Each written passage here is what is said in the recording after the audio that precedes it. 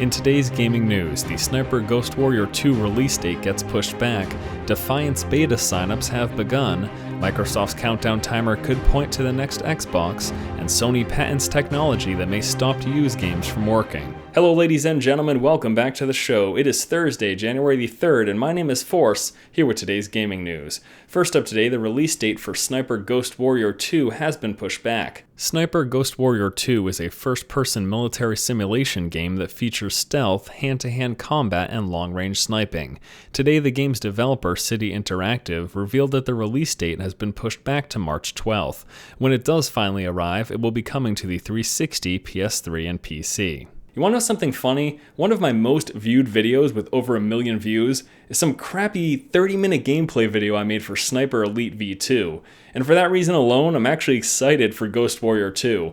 Not because the two games are related, with the exception of the fact that they're both sniping simulators, but for some reason, which I don't know why, that one video with 1 million views, maybe the Sniper Ghost Warrior 2 one will get 1 million as well, which, well, that'd be fantastic.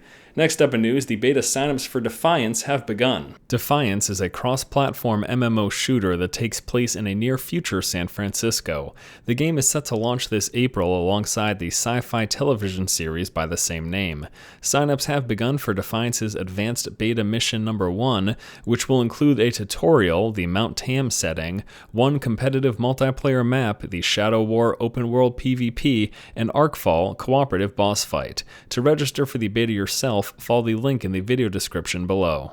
You know, on one hand, this whole Defiance thing could be super awesome, and on the other hand, it could be total garbage. It's not that I don't like the idea of a game launching with a sci-fi television series, it's just that I can't really see that working out too well. But who knows, maybe it's going to be a fantastic game and an amazing show. Kinda doubt it though. I'll be checking out the beta and letting you know my thoughts and opinions once I get in. Until then, it's all speculation.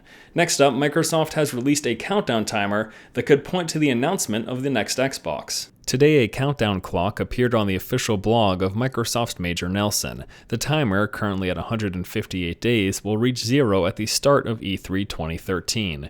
Obvious speculation is that this is when Microsoft will be announcing the next Xbox console. So if you haven't heard, we're probably going to be seeing the next generation of consoles this year, and if they don't come out this upcoming holiday, which is like next December, then we're at the very least expecting an announcement of that generation of console. So hold on to your butts, because we'll be getting lots of speculation and lots of teasers just like this throughout the course of the year.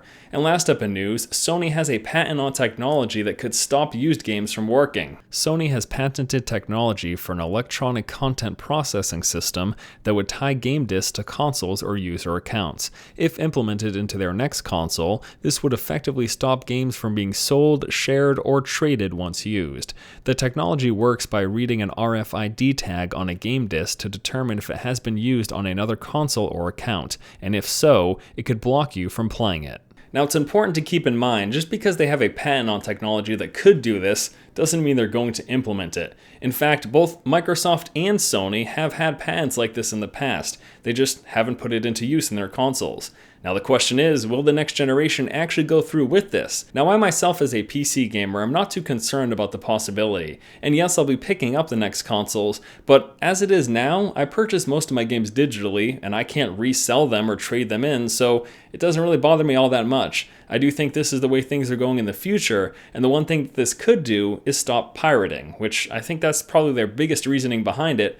Oh, and I guess it doesn't hurt, it's also going to put GameStop out of business, which I don't think they care that much about. With the exception of the fact that they sell their consoles, we have other retailers who could do the same thing, like Best Buy or Walmart.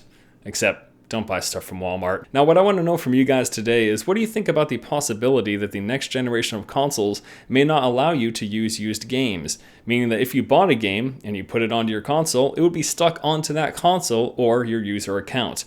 This is certainly a possibility, and it may very well be happening. So let me know what you think about this in the comment section below.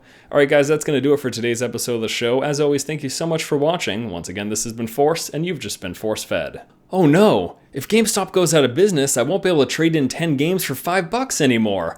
What am I gonna do?